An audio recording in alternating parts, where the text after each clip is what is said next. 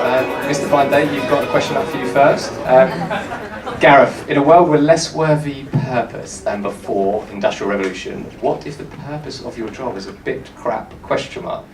Is that when comfort becomes more important? Good question. It is. I think I'm probably going to talk around the answer rather than give a direct answer, because I'm genuinely not sure what the answer is. I will say this though. I do think that having a choice of what we do professionally and being able to choose and find jobs that we find meaningful and fulfilling is a real privilege. And what I mean by that is that even today the majority of humans on the planet don't get that call. So if you look at poorer countries in the world, there are people who are just as capable and just as intelligent as you and I, and they have no choice but to do some kind of relatively menial job because the opportunities that we get aren't there. So I'm always very aware when I talk on this stuff that the pursuit of happiness and the pursuit of purpose feels like a privilege. It feels like a luxury that not everybody gets. We are lucky to have it because we are born in rich countries and we have been well educated and all that sort of stuff. So I'm conscious that not everybody has it. I think the other thing to say is when I was doing the research for this, I saw a lovely phrase where someone said that some psychologists believe that to ask someone to be happier is like asking someone to be taller. In other words, we individually have certain dispositions, and you don't need to have a lofty job for you to do your best at what you're doing. And whilst it's a whole other talk, I do think that there are people who find remarkable purpose in their work because they get meaning from doing the very best that they can. And I think we all know people whose job title or job role maybe isn't the most senior in the company, but they get real meaning and pride from doing it really well. I think anyone who wants to see an example of that, go to our Instagram page. I was doing a presentation in Cardiff last week and I walked past this guy and he was just smiling to himself as he's working, so I had to go and speak to him, and he was basically the window cleaner for Cardiff City Football Stadium. Clive, that was the stadium, or was that, wasn't it? What's it called? Yeah, that was the stadium, wasn't it? But that was the stadium we were at. So, but check the video out, because the guy was the window cleaner, and he was so happy. And I just asked him why he happy. He's like, I'm happy because I love my job, and he loved it because he gets to clean the stadium that he loves, and he gets to see the players come in and out. But watch the video, because it's a really beautiful moment on Gareth's point there. Can I just comment quick now? Yeah. I think it absolutely sums up the total organisational problem that we have, that question, because there are too many people in crap jobs that they believe are crap jobs, or people in jobs that are good sometimes, but a lot of the time crap. And that means we're in survival mode. That's exactly the point. So, and I think what Gareth is trying to say is, that's the form of comfort there, when you just settle for that comfort because it's all you can hope for. And we have to build organisations that, where we have rules and organisations that support the people. At the moment, it's the other way around. We have people that are there to support the rules and support the organisations, and it's completely the wrong way around. We have to fundamentally change it. Thanks, Clive. This is for all of you. I don't know if it's a statement or question. Is tech damaging brain development? Is tech damaging brain development?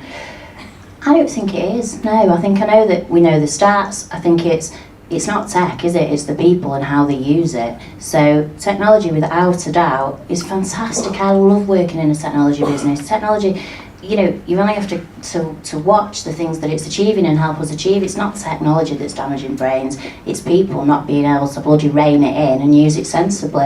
And I think that's what it is, and that's a lesson, isn't it? It's like in the past when alcohol first came out, didn't they have all sorts, there were still all sorts of problems, isn't there? It's about people putting in rules and guidelines and using it properly. Great advice. Anyone else? Just very quickly, it's back to the purpose point, I think, is, when you get in data and you don't see the purpose in the data, how do you filter it? How do you make it meaningful? And that's why the happiness index, as an example, talks about the difference between data and insights. Insights only come when you can attach emotional value to the data. And it's the same principle with technology. I think the example that we found of that was when we first saw the data behind the fact that we assumed that people were happier when it was sunshine. And then it took us, I don't know how long it took, but for someone to point out that's probably because people are sitting in an office and they want to be outside when it's sunny. Like that, for us, that was just a very basic example of the difference between data and insight. Screen's gone off, but there was a question on there that I think is really interesting. Someone had written something about, is socialising outside of work, is it a good or a bad thing for your culture, because it comes with pros and cons? Does anyone like to take that question on? I'm happy to. I think definitely that socialising outside of work is an absolute positive. Why am I not surprised? Why are you not surprised? It's just like a bit of socialising. Yeah, just with anyone, not with the people I work with. Strangers. No, I think it is, because I think the stronger relationships that you build, you know, as long as you do it sensibly, the stronger relationships that you build are going to form a better team. The more that you know people, the more that you know about people. You know, the stats out there that having a friend at work are going to help you. So I think, yeah, you know, you spend so much time with the people that you work with. When people say like this work-life balance, I like to think of it as like life-work balance. It should all be, you know, one. And if you work with great people, why would you not want to spend time with them? So, yeah. I'm not going to let anyone else answer that question. I think that's the perfect answer. This one will not go away. Obviously, I think people keep putting it up, and we've asked it before, but as soon as we've got a new panel, I'm going to ask it again. But it's obviously very topical for this room, which is how can you influence as a HR leader if you're battling against a poor executive leadership team who aren't open to feedback? Gareth, you look like you're ready to jump in on this one.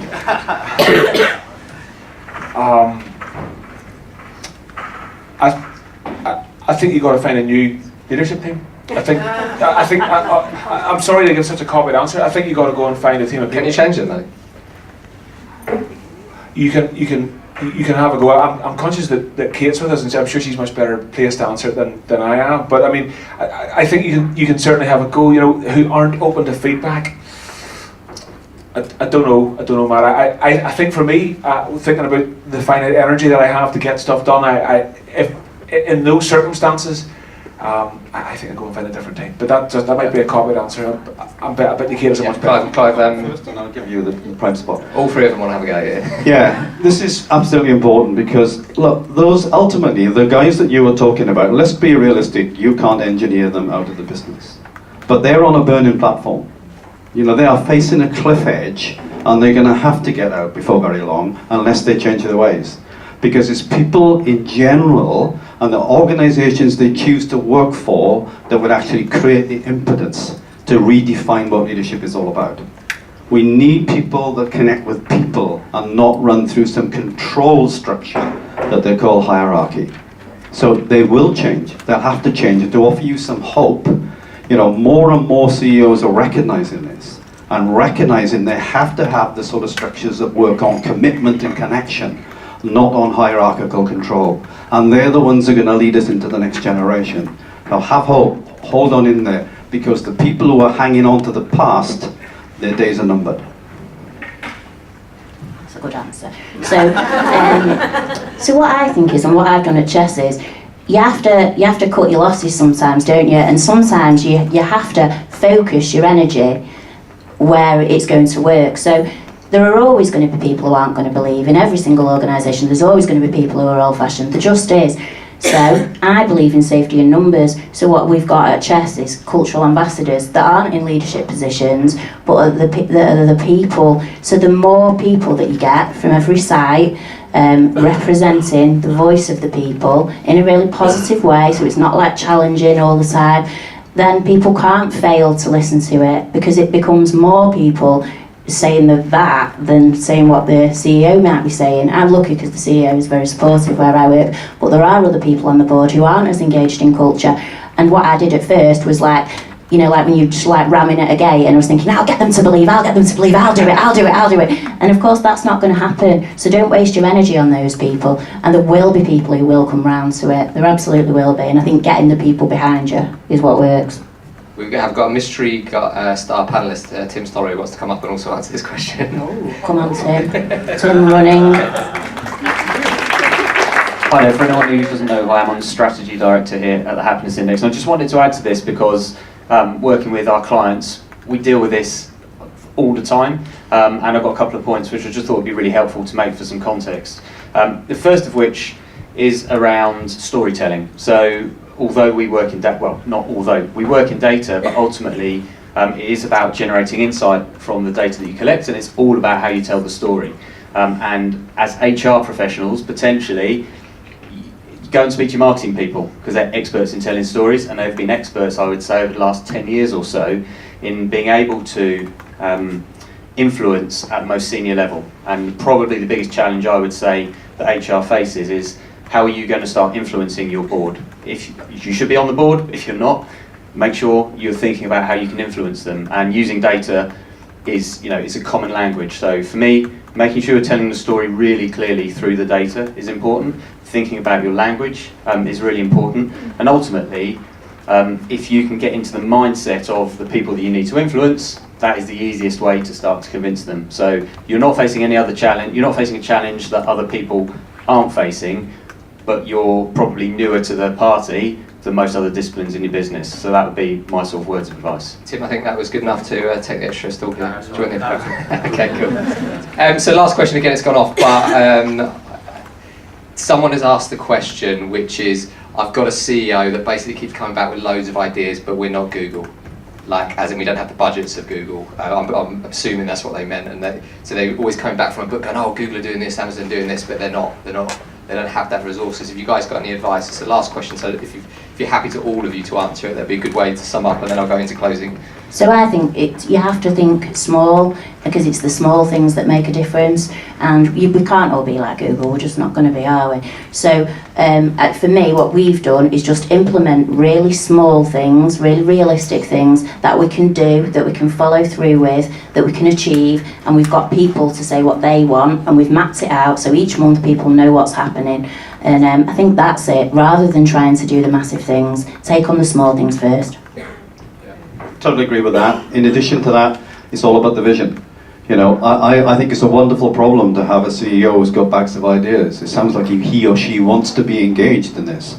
The challenge now is creating that picture of a journey so that other people can get on board and support that CEO and make it happen. If they can see it, if they can see and feel what it's all about, they'll want to support. And when you get mass support, you don't have to do it the Google way. Every organisation has to find its own unique way of being the best they can be. Yeah, it may take a bit longer, it may not be quite so ambitious. It doesn't matter, it's what you make of it.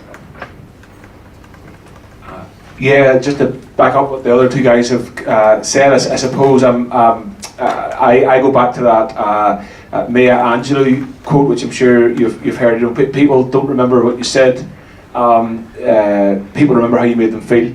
And I think there's just an important part of leadership about just constantly focusing on the human connections that you make on a daily basis, outside of the apparatus of all the techniques that you can use, just being human. And as Kate has said, I think that expresses itself in doing small things really well. And I suppose to go back to my own topic, I think it's just about being very clear about defining your own purpose and being very unambiguous about making sure everybody knows what that is. Guys, can we have a massive round of applause for the